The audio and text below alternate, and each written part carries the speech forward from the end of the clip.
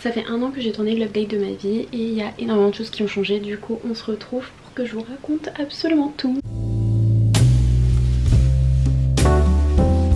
Bon, j'en ai déjà beaucoup parlé sur TikTok, mais en début d'année dernière j'ai réussi à quitter le job étudiant et slash job alimentaire complètement toxique. Maintenant que tout ça est passé, j'en garde quand même un très bon souvenir puisque ça m'a appris énormément de choses. Déjà que je ne voulais surtout pas faire ça dans ma vie.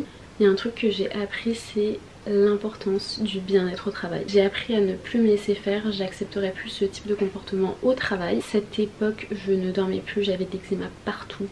Et en fait c'était devenu beaucoup trop important par rapport au simple fait que c'était un job alimentaire pour m'aider à être stable financièrement. Mais aussi ce job m'a permis de rencontrer des copines que je garderai pendant très longtemps, toute ma vie, et je suis trop contente de ça. Bref, depuis mon départ je me sens beaucoup mieux dans ma vie. Franchement à cette époque j'étais épuisée moralement et ça empiétait trop sur ma créativité et tout, donc j'ai trop bien fait de quitter. Ça m'a permis depuis de me focus à 100% sur ma freelance et sur mon travail artistique. On va pas se mentir, l'art c'est ultra compliqué d'en vivre. Et surtout que là c'était ma première année, donc on va arrêter tous les mythes, romantiser le travail d'artiste parce que c'est pas du tout la belle vie. J'ai eu beaucoup de clients cette année qui m'ont ghosté, qui m'ont fait de faux espoirs, qui m'ont simplement pas payé. D'ailleurs en tournant cette vidéo je suis toujours dans ce cas là, j'attends le paiement d'une cliente en particulier. Et des moments où tu perds complètement espoir en l'humanité, c'est un peu l'ascenseur émotionnel la freelance parce que t'as des très hauts et des très bas.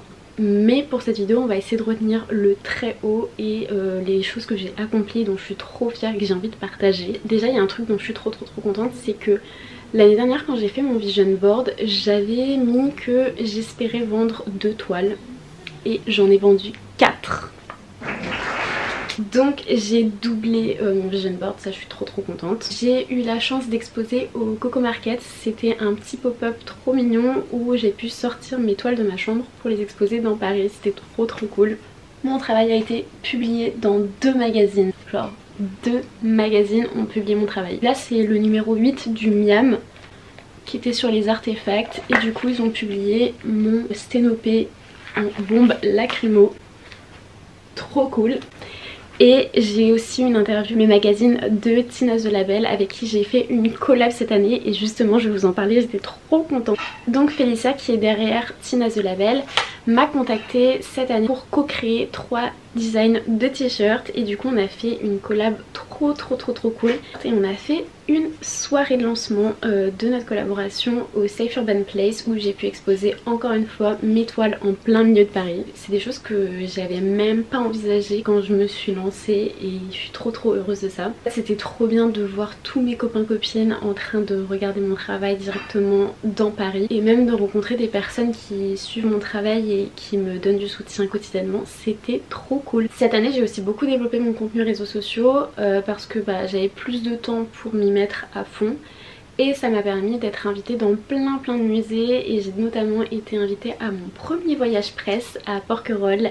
C'était incroyable, c'était en avril. Peut-être que je vous posterai un vlog de ce moment là parce que c'était génial. Ça m'a permis vraiment de stimuler ma création mais aussi de rencontrer des personnes géniales avec qui j'espère réaliser plein d'autres choses. Et d'ailleurs dès début janvier j'ai plein de projets avec des musées donc je suis trop contente, j'ai hâte de vous en parler. Et tout ce travail m'a permis de faire le voyage sûrement d'une vie Tokyo entre copains. En vrai c'est trop cool parce que grâce à mon travail d'artiste et du coup les toiles que j'ai réussi à vendre en début d'année, j'ai pu partir entre copains à Tokyo, c'était incroyable et je pense que c'était vachement différent de si c'était l'argent que j'avais gagné quand je travaillais encore dans mon ancien job. Ça aurait pas eu la même saveur que réussir à me payer mon voyage grâce à mon art et franchement trop reconnaissance de ce moment de vie. En parlant de voyage, cette année j'ai aussi eu la chance de retourner au Mexique voir ma famille, ça m'a permis vraiment de m'inspirer et aussi ça m'a permis de commencer une édition fanzine avec des illustrations, des textes et de la photographie et j'ai trop hâte de vous montrer un petit peu le process. Tous les dessous de ce que j'ai fait. Et après ce voyage avec mon copain, on est tous les deux freelance, on s'est dit qu'on aimerait bien partir au soleil et un petit peu trouver un autre rythme de travail, de nouvelles inspirations, changer d'air quoi.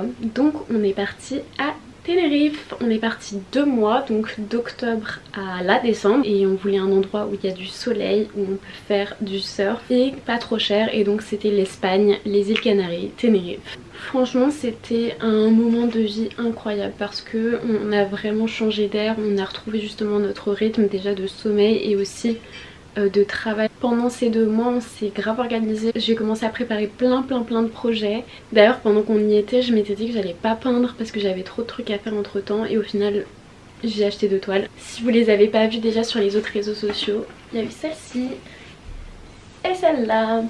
Voilà. Donc voilà, j'ai fait 2 toiles, j'ai fait beaucoup de bijoux, ça c'est une autre chose que je suis trop contente d'avoir développé cette année. Hop.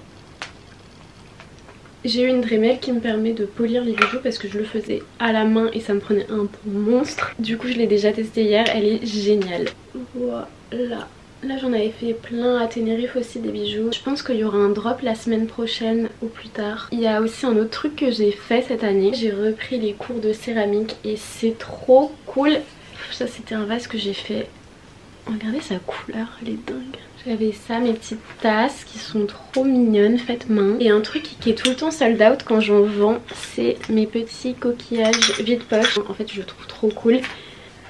Ça a été une année hyper cool et j'ai trop hâte de vous parler de tous les autres projets qui arrivent. Notez dans vos agendas, le 11 janvier j'anime un atelier peinture où on va apprendre à peindre de l'eau qui scintille.